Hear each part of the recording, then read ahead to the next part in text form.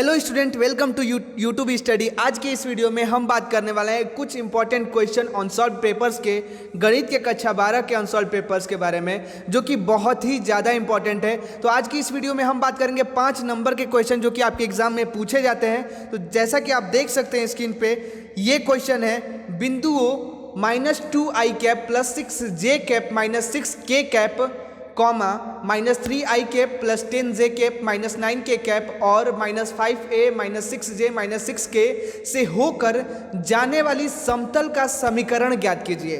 तो हमें क्या ज्ञात करना है? इस समतल का, इससे होकर जाने वाली, इस 3 पॉइंट से, ये 3 बिंदु जो दिया गया है, इससे होकर जाने वाली समतल का समीकरण ज्ञात करना है। और ये क्वेश्चन जो है ये 5 नंबर के आपके एग्जाम में पूछते हैं। और पिछले वीडियो में हमने बात किया था कुछ इंपॉर्टेंट क्वेश्चन जो कि 5 नंबर के ही थे। अगर वो वीडियो आपने नहीं देखा तो उसका लिंक डिस्क्रिप्शन में है, उस वीडियो को जरूर देखें। तो चलिए स्टार्ट करते हैं आज का ये क्वेश्चन। देखते हैं इस प्रश्न का हल कैसे होगा। तो जैसा कि आप क्वेश्चन देख सकते हैं, यहाँ पे 3 बिंदु दी गई है और इन बिंदुओं से होकर जाने वाली समतल का समीकरण हमें ज्ञात करना है। तो सबसे पहले आपको मैं बता दूं कि आप लोग जानते हैं कि समतल का समीकरण होता क्या है। तो आप लोगों को मैं बता देता हूं समतल का समीकरण क्या होता है। समतल का समीकरण इक्वल टू, ये हम सॉल्यूशन कर रहे हैं, समतल का समीकरण equal to ax plus by plus cz equal to d होता है। ये आपको समतल का समीकरण होता है, ये आप सभी को पता है। अब हम क्या करेंगे, दोनों ओर क्या करेंगे, d से भाग देने पर, इसके LHS और RHS में दोनों ओर d से अगर हम भाग दे दें तो यहाँ पे लिखेंगे दोनों ओर d से भाग देने पर। जब हम भाग देंगे तो क्या हो जाएगा, a बाई डी एक्स, ये हो जाएगा b बाई डी वाई, ये हो जाएगा c बाई डी जेड, और ये कितना हो जाएगा d बाई डी यानी कि 1, ये d बाई डी हो जाएगा यानी कि 1। ठीक है, अब नेक्स्ट स्टेप में हम क्या करेंगे, अब आपको एक बात हम क्या करेंगे, इसको मान लेंगे a बाई डी को हम क्या मान लेंगे, a by D equal to k1 मान लेंगे। फिर b बाई डी वन को क्या मान लेंगे, k2, और c बाई डी को मान लेंगे k3 मान लेंगे। इसके बाद नेक्स्ट स्टेप में तो हमारा अब ये क्या हो गया, a बाई डी की जगह क्या हो गया, k1 k2 और k3 हो गया। तो हमारा जो समतल का समीकरण क्या हो जाएगा, समतल का समीकरण हो जाएगा k1x, a बाई डी की जगह k1x plus k2y, b by D की जगह k2 plus c by D की जगह k3 रख देंगे, k3z इक्वल टू कितना हो जाएगा, 1। तो ये हमारा समतल का समीकरण हो गया। ये समीकरण, अब k1 की वैल्यू लाना पड़ेगा। तो k1 की वैल्यू लाने के लिए, और सबसे पहले हमारा यहाँ पे दिया है 3 बिंदु से होकर क्या कर रहा है, ये समतल का समीकरण होकर जाने वाली समतल का समीकरण ज्ञात करना है। तो पहले 3 बिंदु क्या क्या है, आप इसको क्या करेंगे, लिख लेंगे। 3 बिंदु हमारी हो जाएगी, 3 बिंदु इक्वल टू -2 6 और -6, दूसरा -3, फिर 10 और -9, और तीसरा कितना हो जाएगा, -9 -6 और -6 हो जाएगा। इतना हो जाएगा, -9 -6 यहाँ पे देख लीजिए, यहाँ पे दिया गया है कितना दिया है, -5 दिया है। यहाँ पे कितना दिया है, -5, तो -9 की जगह कितना होगा, -5 होगा। तो -5 और -6 और -6, ये 3 बिंदु हमारा दिया गया है, जो कि हमने यहाँ से लिख लिया है, तीनों बिंदु। अब हम नेक्स्ट स्टेप में क्या करेंगे, ध्यान से समझना आप। तो हमारा समतल का समीकरण कितना हो जाएगा, पहला वाला हमारा हो जाएगा -2k1।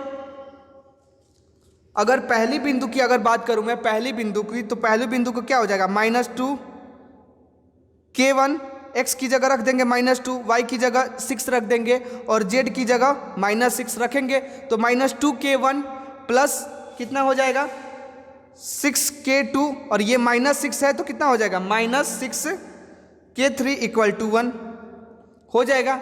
यह हमारा समीकरण 1 मान लो। ठीक है, अब क्या हो गया, अब नेक्स्ट वाला इसका लिखेंगे, इस बिंदु का जब लिखेंगे तो कितना हो जाएगा, -3k1 फिर प्लस 10k2 और फिर -9 है तो -9k3 इक्वल टू 1 हो जाएगा। ये इक्वेशन समीकरण 2 मान लो।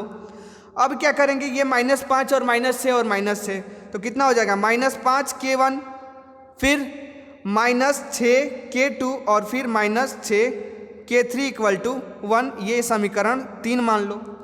इतना समझ में आ गया। अब हम क्या करेंगे, ध्यान से समझना, समीकरण 1 में से समीकरण 3 को हम क्या कर देंगे, घटा देंगे। तो यहाँ पे लिखेंगे समीकरण 1 से समीकरण 3 घटाने पर।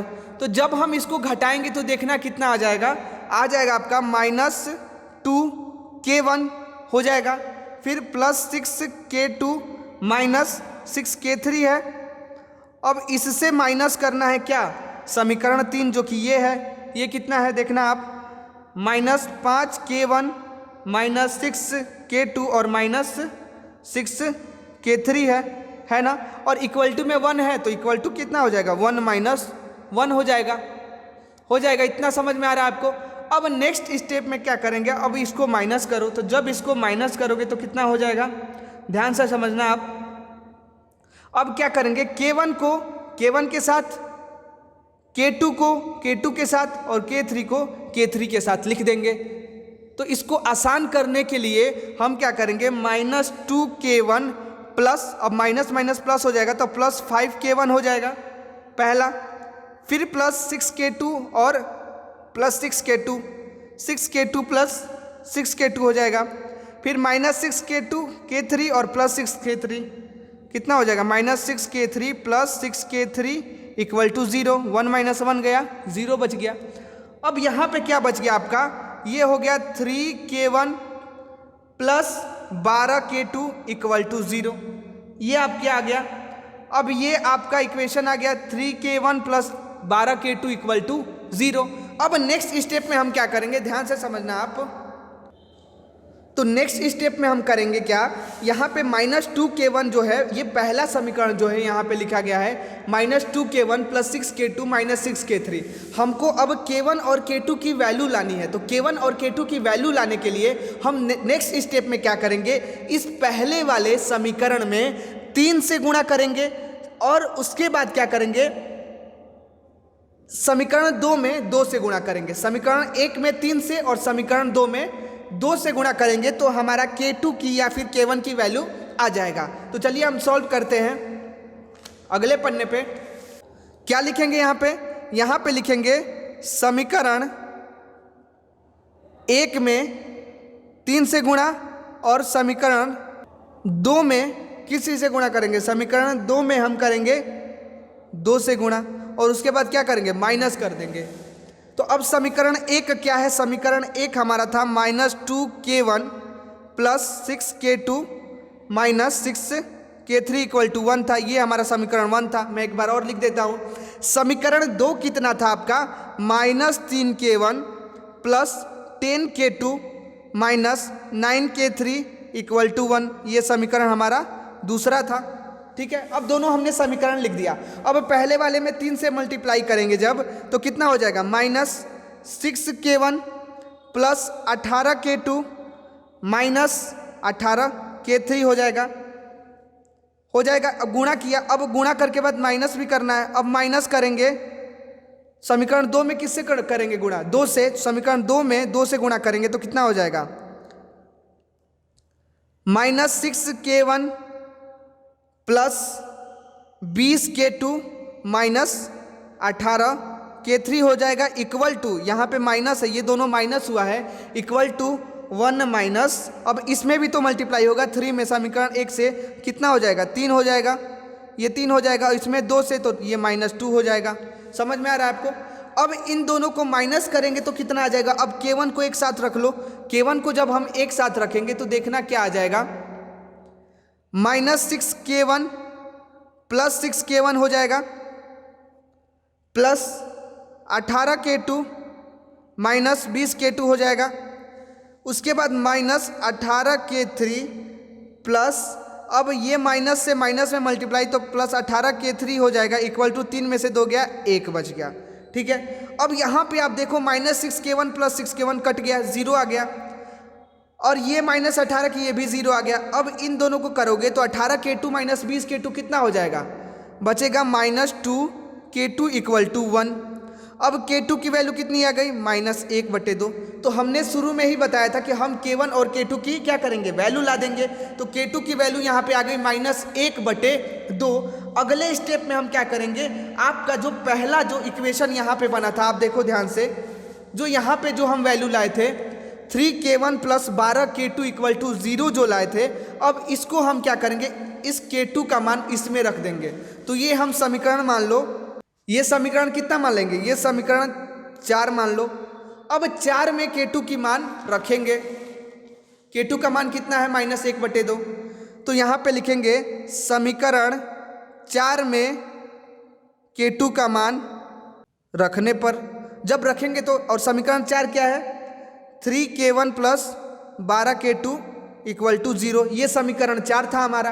अब इसमें K2 की वैल्यू रखेंगे तो कितना हो जाएगा, 3K1 + 12 × -1/2 = 0, कितना आ गया, 3K1 - 6 = 0, K1 = 6, 3K1 = अब K1 = कितना हो जाएगा, 6/3 यानी कि 2। अब K1 की वैल्यू हमारी कितनी आ गई, 6/3 यानी कि 2 आ गई। अब K1 की वैल्यू आ गई तो K1 और K2 का मान समीकरण 2 में रख देंगे। और इसके बाद हम क्या करेंगे, K1 व K2 का मान समीकरण 2 में रखने पर, अब समीकरण 2 हमारा क्या था, समीकरण 2 हमारा ये था, -3K1 + 10K2 - 9K3 = 1, ये समीकरण 2 था। इसी में हम K1 और K2 का मान रखेंगे।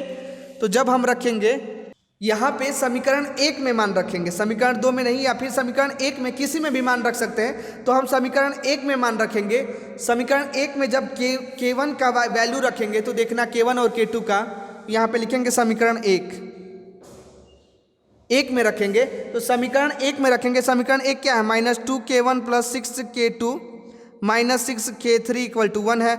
अब यहाँ पे रखो -2 × 2 + 6 × -1/2 -6K3 = 1। क्यों रख रहे हैं, क्योंकि K3 की वैल्यू भी लानी है हमें। तो ये कितना हो गया, -4 प्लस कट गया, कितना आ गया, -4 - 3 -6K3 = 1, बचा कितना, -7 हो गया। तो -6K3 = -7 उधर गया तो 1 + 7 8 हो गया। K3 की वैल्यू कितनी आ गई, 8/-6 आ गया, यानी कि -4/3 आ गया। K3 की वैल्यू हमारी आ गई -4/3। और समीकरण हमारा क्या हो जाएगा, आप देखना समतल समीकरण। अब K1 K2 की वैल्यू आ गई तो समतल समीकरण हमने निकालना था। तो समतल समीकरण हमारा क्या था, ध्यान से देखना आप, समतल समीकरण हमने माना था K1x + K2y + K3z = 1 में लिया था। अब K1 की जगह K1 की वैल्यू रख देंगे तो 2x हो जाएगा, माइनस हो जाएगा। K2 की वैल्यू कितना था, 1/2y, और K3 की वैल्यू कितनी थी, -4/3, z = 1। अब इन सब का एलसीएम लेंगे तो कितना हो जाएगा, 12x माइनस, फिर ये हो जाएगा 3y, और ये कितना हो जाएगा, -8z, 2 3 6 = 6। तो ये हमारा समतल समीकरण हो जाएगा। तो ये हमारा आंसर हो जाएगा। समझ में आपको कुछ नहीं करना, बस K1 K2 और K3 की वैल्यू लाकर यहाँ पे रख देना है, हमारा समीकरण समतल समीकरण निकल जाएगा। तो ये हमारा आंसर हो जाएगा। अब बढ़ते हैं अगले प्रश्न की तरफ, जो कि बहुत ही ज़्यादा इंपॉर्टेंट है। और ये जो प्रश्न मैंने बताया, ये 5 नंबर का एग्जाम में पूछता है। अब बढ़ते हैं अगले प्रश्न की तरफ। अगला प्रश्न आप देख सकते हैं, यहाँ पे दिया गया है, यहाँ पे लिखा गया है, ग वाला आप देख सकते हैं, एक पासे को 6 बार उछाला जाता है। यदि पासे पर सम संख्या प्राप्त होना एक सफलता है तो न्यूनतम 5 सफलताएं तथा अधिकतम 5 सफलताएं की प्रायिकता ज्ञात कीजिए। तो बहुत ही आसान क्वेश्चन है। एक पासे को 6 बार उछाला गया, तो सबसे पहले एक पासे को हम कंडीशन लिखेंगे, क्या क्या कंडीशन आ सकते हैं एक पासे को जब 6 बार उछाला जाएगा। और पासे में सम संख्या आने की प्रायिकता, यानी कि 2 4 6 आने की प्रायिकता हमें ज्ञात करना है। क्यों, न्यूनतम 5 सफलताएं और अधिकतम 5 सफलताएं की प्रायिकता ज्ञात करना है। तो देखते हैं इस प्रश्न का हल कैसे होगा। ये 5 नंबर का आपका एग्जाम में पूछता है। चलिए देखते हैं। तो ये प्रश्न आप देख सकते हैं, इस प्रश्न का अब हम सोल्यूशन करते हैं। न्यूनतम 5 सफलताएं हमें और अधिकतम 5 सफलताएं की प्रायिकता ज्ञात करना है। तो सोल्यूशन हम करते हैं इसका। सबसे पहले हम क्या करेंगे, एक पासे को अगर 6 बार उछाला जाता है तो हम क्या करेंगे, पासे पर आने वाले कुल परिणाम कितने होंगे ये निकाल लेंगे। तो आप देखो, पासे पर आने वाले कुल परिणाम कितने होंगे? कुल परिणाम होंगे 6, और 6 का मतलब यानी कि 1 2 3 4 5 और 6, यही तो आ सकता है। अगर कोई एक पासा फेंकते हैं तो 1 2 3 4 5 या 6 आ सकता है। अब हम निकालेंगे पासे पर आने वाले सम संख्या का परिणाम कितना होगा। तो ये पासे पर आने वाले सम संख्या कितने हो जाएंगे? सम संख्या कितने होंगे? 3 होंगे, यानी कि 2 4 और 6, यही तो आ सकता है सम संख्या एक पासे में। अब हम क्या करेंगे, अब सम संख्या की पासे आने वाले सम संख्या के परिणाम 3 होंगे, तो अब हम निकालेंगे कि सम संख्या आने की प्रायिकता कितनी होगी। तो सम संख्या आने की प्रायिकता इक्वल टू कितनी हो जाएगी? आपका हो जाएगा, आप लोगों को सभी को पता है, अनुकूल परिणाम बटे में कुल परिणाम होगा। अब अनुकूल परिणाम यानी कि 3 और कुल परिणाम 6 यानी कि 1/2। सम संख्या आने की प्रायिकता जब 1/2, तो हम 1/2 तो हमारी प्रायिकता कितनी हो जाएगी? P इक्वल टू कितना हो जाएगा? 1/2। अब जब P इक्वल टू 1/2 हो गया, तो अब हम क्या निकालेंगे? सम संख्या ना आने की प्रायिकता। सम संख्या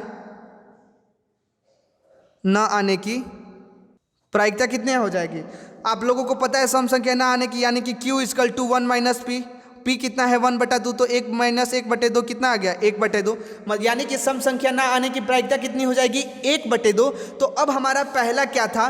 पहला हमारा ये था कि न्यूनतम 5 सफलताएं आने की प्रायिकता ज्ञात करना है। न्यूनतम 5 सफलताएं बोला है, तो यहाँ पे अब क्या निकालेंगे? पहला पॉइंट हम निकालेंगे न्यूनतम 5 सफलताएं।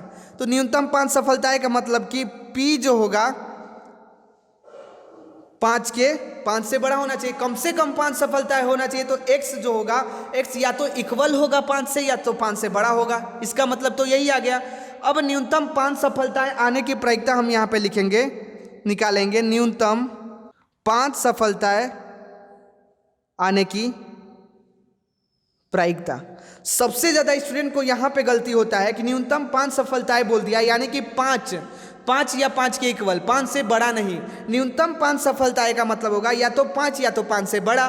तो हमारा अगर हम Px अगर 5 से बड़ा होगा या फिर 5 से इक्वल, तो 5 से बड़ा क्या हो सकता है? x इक्वल टू 5, x 5 लेना पड़ेगा, नहीं तो प्लस x 5 से बड़ा लेंगे, x इक्वल टू 6। यही तो होगा कंडीशन। जब ये कंडीशन होगा तो हमारा, आप लोगों को पता है NCR, NC-n-r, ये आप लोगों को फॉर्मूला पता है। तो क्या हो जाएगा? 6 और 5 इसमें से लेना है, तो NCR कितना हो जाएगा? 6 से 5, 1/2। P कितना आया था? 1/2, और 1/2 के पावर 1 प्लस 6C6, इसका निकालेंगे अब x इक्वल टू 6 के लिए, क्योंकि x से बड़ा लेना है, 5 से बड़ा लेना है। तो कितना हो जाएगा? 1/2 के पावर 6 और 1/2 के पावर 2 हो जाएगा। समझ में आया आपको? अब कितना हो जाएगा? 6C5, यानी कि इसको जब करोगे तो आ जाएगा 3/32। आप लोग सॉल्यूशन कर लेना, प्लस 1 इंटू 1/64 इंटू 1 हो जाएगा। अब इसको करोगे तो कितना हो जाएगा? 3/32 प्लस 1/64, यानी कि अब इन दोनों का एलसीएम लोगे 64, कितना हो जाएगा? 6 + 1 यानी कि 7/64। ये आ गया 6 + 1 इक्वल टू 7/64, यानी कि P जो होगा वो X से अगर न्यूनतम होता है तो हमारा प्रायिकता कितना होगा? 7/64। ये हमारा आंसर हो जाएगा पहला कंडीशन, जब न्यूनतम 5 सफलताएं के लिए। अब हमें निकालना है अधिकतम 5 सफलताएं। तो अधिकतम 5 सफलताएं कैसे निकलेगा? ध्यान से आप देखना। दूसरे कंडीशन में बोला है अधिकतम 5 सफलताएं, यानी कि P जो होगा X या तो 5 के बराबर होगा या फिर 5 से छोटा होगा। यही बोला है, 5 से छोटा। इसका क्या मतलब? इसका ये मतलब हुआ कि P 5 से छोटा लेंगे, यानी कि x इक्वल टू 0 ले सकते हैं, और Px इक्वल टू 1, या फिर प्लस Px इक्वल टू 2 भी ले सकते हैं, प्लस Px इक्वल टू 3 भी ले सकते हैं, प्लस Px इक्वल टू 4 और प्लस Px इक्वल टू 5 भी ले सकते हैं। यही तो लिख सकते हैं। प्रोबेबिलिटी हमारा तो प्रायिकता क्या आएगा? 5 या 5 से छोटा, तो इतना आ सकता है। अब सभी प्रायिकता का योग कितना होता है? आप लोगों को यह भी पता है कि सभी प्रायिकता का योग कितना होता है? यहां लिखेंगे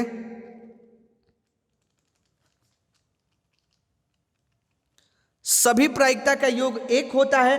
यानी कि अब हम पी एक्स इक्वल टू जो 0 लिए हैं 0 plus P X equal to 1 plus P X equal to 2 plus P X equal to 3 plus P X equal to 4 और plus P X equal to 5, और अगर हम 6 भी लेते हैं तो P X equal to 6 equal to क्या होना है?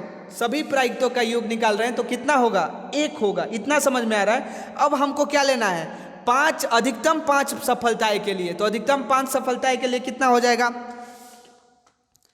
पी एक्स से या तो 5 के बराबर हो या 5 से छोटा हो तो 1 माइनस, अब E P X equal to 1 X equal to 0 X equal to 1 2 3 4 5 है।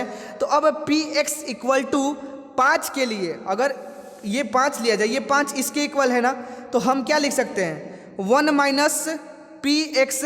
जब ये इक्वल है तो यहाँ पे इन सभी के बराबर ये तो लिख सकते हैं क्योंकि यहाँ पे आप देखो यहाँ पे इक्वल है ये सब। P X 5 is less than x, equal और लेस देन एक्स, तो इसकी जगह हम ये लिख सकते हैं। अब 1 माइनस एक्स इक्वल टू 6 को हम इधर कर सकते हैं, तो क्या लिख देंगे? 1 minus P X equal to 6 लिख देंगे। अब यहाँ पे आ गया P X 5 is less than X और इक्वल टू कितना हो जाएगा? 1 माइनस 6 सी 6 1/2 के पावर 6 और 1/2 के पावर 6 माइनस 6 कितना हो गया? 6 माइनस 6 0 कितना हो जाएगा? 1 माइनस इसका निकालो कितना हो जाएगा? 1 गुणे 1/2 का के पावर 6 यानी कि 1/64 गुणे 1/2 के पावर 0 यानी कि 1 कितना हो गया? 1 माइनस 1/64। एलसीएम लोगे कितना आ जाएगा? 64 माइनस 1/64 इक्वल टू 63/64। तो क्या आ गया? अधिकतम 5 सफलताएं के लिए कितना हो जाएगा? प्रायिकता 63/64। तो ये हमारा क्या हो जाएगा? आंसर। तो यही तो सिर्फ निकालना था। ये 2 कंडीशन था जो कि आपको मैंने बता दिया। बहुत ही इंपॉर्टेंट प्रश्न था। अब बढ़ते हैं अगले प्रश्न के तरफ जो कि बहुत ज़्यादा इंपॉर्टेंट है। नेक्स्ट प्रश्न आप देख सकते हैं यहाँ पे दिया गया है, अवकलन ज्ञात करना है। अवकलन सेक स्क्वायर 2x अपान बटे में cot x माइनस 10x का होल स्क्वायर dx का मान ज्ञात कीजिए। 5 नंबर का प्रश्न बहुत ही इंपॉर्टेंट है। चलिए इस प्रश्न का सॉल्यूशन देखते हैं, कैसे इस प्रश्न का हल करेंगे। जैसा कि आप स्क्रीन पर देख सकते हैं, अवकलन sec square 2x cot x minus 10x का होल स्क्वायर dx का मान ज्ञात करना है। तो सबसे पहले आपको क्या करना है? बहुत ही आसान प्रश्न है। सबसे पहले आपको करने लेना है cot x minus 10x। cot x को हम क्या लिख सकते हैं? सेक स्क्वायर 2x बटे में cot x को हम लिख सकते हैं 1/10x, 1/10x लिख देंगे माइनस 10x का होल स्क्वायर dx, ऐसे कर देंगे। अब जब इसको हम सॉल्व करेंगे तो कितना हो जाएगा? सेक स्क्वायर 2x बटे में 1 माइनस 10 स्क्वायर x बटे में 10x हो जाएगा dx। अब एक बात यहाँ पे देखो, यहाँ पे क्या आ गया? 1 माइनस 10 स्क्वायर x बटे में 10x। आप लोगों को एक फॉर्मूला याद आ रहा होगा कि tan 2x इक्वल टू होता है, tan 2x इक्वल टू क्या होता है? 2 tan x बटे में 1 माइनस 10 स्क्वायर x। अब ये लाने के लिए आप देखो इसी फॉर्म में है, यहाँ पे बस 2 से मल्टीप्लाई नहीं है, तो क्या करेंगे हम? नीचे वाले यानी कि हर में, यहाँ पे हर में हम क्या करेंगे? 2 से गुणा कर देंगे। तो यहाँ पे लिख देंगे हम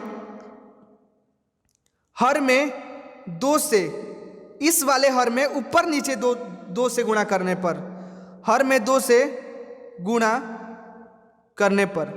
अब यहाँ 2 से गुणा करेंगे तो यहाँ भी करेंगे, तो कितना हो जाएगा? सेक स्क्वायर 2x में गुणा नहीं करेंगे, ये याद रखना। बस आप किस में करेंगे? इस 1 माइनस 10 स्क्वायर x में करेंगे ऊपर नीचे। तो कितना हो जाएगा? 2 बटे में 2, 1 माइनस 10 स्क्वायर x बटे में 10x हो जाएगा का होल स्क्वायर dx हो जाएगा। अब इसके बाद ये फॉर्मूला पर हमें लाना है। अब क्या हो जाएगा? ध्यान से देखना आप। अब अगले स्टेप में क्या हो जाएगा? ये सेक स्क्वायर 2x हो जाएगा और ये कितना हो जाएगा? 2 1 माइनस टेन स्क्वायर एक्स बटे में ये कितना हो जाएगा 2 tan x हो जाएगा का होल स्क्वायर हो जाएगा। इतना समझ में आ रहा है इसका dx। अब इसके बाद हम क्या करेंगे, ध्यान से समझना।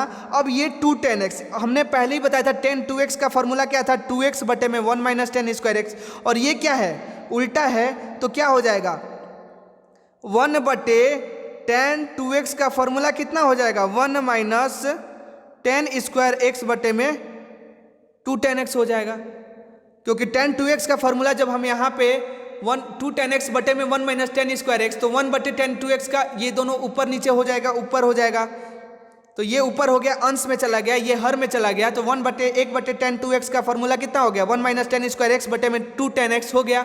इतना समझ में आ रहा है। इसके बाद आपको क्या करना है, नेक्स्ट स्टेप में यहाँ पे क्या कर लिख देना है, अगले स्टेप में ये हो जाएगा सेक स्क्वायर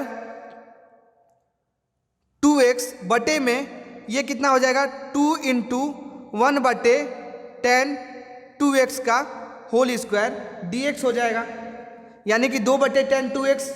अब इसका होल स्क्वायर हो गया, तो इसी का तो फॉर्मूला था ये 2 tan x बटे में 1 माइनस टेन स्क्वायर x। अब अगले स्टेप में हम क्या कर देंगे, यहाँ पे अगले स्टेप में सेक स्क्वायर 2x बटे में 1 बटे tan 2x हो गया। तो मान लो अब यहाँ पे क्या लिख देंगे, यहाँ पे tan 2x की जगह हम मान लेंगे, यहाँ पे हम लिख देंगे tan 2x equal to t। तो जब tan 2x को t मानेंगे, इस tan 2x को t मानेंगे, तो क्या हो जाएगा sec square 2x into 2 dx equal to dt हो जाएगा। जब इसको निकालेंगे, इंटीग्रेट डिफ्रेंशिएट करेंगे, तो कितना हो जाएगा sec square 2x into 2 dx equal to dt हो जाएगा। और जब इतना हो गया तो सेक स्क्वायर 2x इक्वल टू कितना हो गया dt बटे 2 हो गया, dt बटे 2। अब इन दोनों को क्या करेंगे, इन दोनों के हम अवकलन निकाल देंगे, इंटीग्रेट कर देंगे, तो कितना हो जाएगा, आप ध्यान से देखना, dt बटे 2, ये सेक स्क्वायर 2x की जगह क्या लिख देंगे dt बटे 2 लिख देंगे, तो dt बटे 2 इंटू 2 tan 2x 2 बटे tan 2x का होल स्क्वायर, यही तो लिखेंगे। इस सेक स्क्वायर 2x को यहाँ पे आप ध्यान से समझना, इस सेक स्क्वायर 2x की जगह हमने क्या लिख दिया dt बटे 2, तो dt बटे 2 हो गया, बटे में ये क्या है 2 इंटू tan 2x का होल स्क्वायर, तो हमने लिख दिया 2 बटे tan 2x का होल स्क्वायर लिख दिया। अब अगले स्टेप में हम क्या करेंगे, ध्यान से देखना आप, क्या हो गया, यहाँ पे पहले मैं एक बार और लिख देता हूँ dt बटे 2 इंटू 2 tan 2x का होल स्क्वायर करेंगे, ऐसे करेंगे। तो अगले स्टेप में हम क्या कर लेंगे, इसको जब हम करेंगे तो कितना आ जाएगा dt। अब tan 2x को हमने क्या माना था, tan 2x को हमने माना था t, tan 2x को हमने कितना माना था t माना था, तो dt बटे में कितना हो जाएगा dt बटे में 2 बटे t का होल स्क्वायर, यही तो हो जाएगा tan 2x की जगह t। अब इतना हो गया, यानी कि कितना हो गया, आप ध्यान से देखना, यहाँ पे हम लिख देते हैं dt बटे में 8 बटे में टी स्क्वायर हो जाएगा। समझ में आ रहा है आपको, 8 बटे में टी स्क्वायर। अब टी स्क्वायर ऊपर चला जाएगा तो कितना हो गया, ये हो गया आपका टी स्क्वायर डी टी बटे में 8 हो गया। अब इसको हम अलग कर देंगे, 1 बटे 8 को 1 बटे 8 बाहर निकाल लेंगे तो कितना हो जाएगा टी स्क्वायर डी टी हो जाएगा। समझ में आ रहा है। अब टी स्क्वायर डी टी हो गया, इसका मतलब कि 1 बटे 8 टी क्यू बटे में 3 प्लस सी हो जाएगा। तो कितना आ जाएगा, अब इसको करोगे तो आ जाएगा टी क्यू बटे में 24 प्लस सी। अब टी की जगह हमने क्या माना था, टी की जगह हमने माना था tan 2x, टी की जगह हमने क्या माना था tan 2x, तो हो जाएगा tan 2x का होल क्यूब बटे में 24 प्लस सी, यही तो माना था। तो हम इसको लिख सकते हैं tan 2x के होल क्यूब बटे में 24, यानी कि tan क्यू 2x बटे में 24 प्लस सी। तो ये हमारा क्या आ गया, ये हमारा आंसर आ गया। यही हमको निकालना था, इसका अवकलन निकालना था, तो यही हमारा हो जाएगा tan क्यू 2x बटे में 24 प्लस सी। तो ये इंपॉर्टेंट क्वेश्चन था, 5 नंबर का आपका एग्जाम में पूछा गया है, बहुत ही इंपॉर्टेंट प्रश्न है।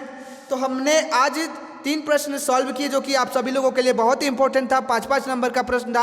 अगले वीडियो में हम बात करेंगे आपके नेक्स्ट प्रश्न हल करेंगे जो कि बहुत ही ज़्यादा इंपॉर्टेंट है। ये सारे प्रश्न हल करेंगे तो हमारे वीडियो में बने रहिए। अगर आपको ये प्रश्न देखना है जो कि आपके एग्जाम से रिलेटेड है अनसॉल्व पेपर्स, तो ऐसे ही प्रश्न देखने के लिए हमारे चैनल यूट्यूब स्टडी को तुरंत सब्सक्राइब करें और बेल आइकन दबा दें। धन्यवाद।